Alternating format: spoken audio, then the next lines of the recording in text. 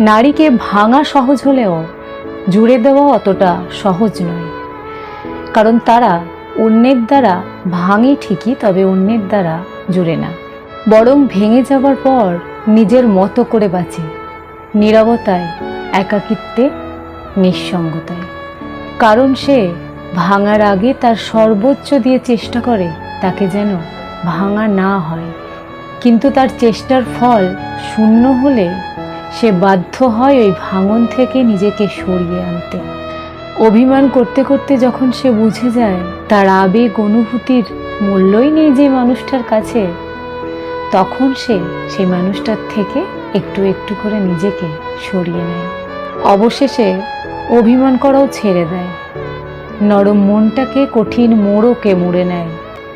তারপর তাকে কে ভালোবাসলো কে ভালোবাসলো না, কে পাত্তা দিল কে দিল না, তাতে তার কিচ্ছু যায় আসে না।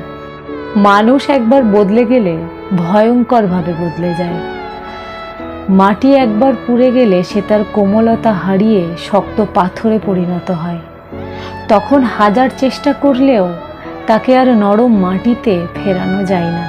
মানুষের মনটাও ঠিক তেমনই, একবার বদলে গেলে তখন শত চেষ্টা করলেও তাকে আর পূর্বের অবস্থায় ফেরানো সম্ভব হয় না।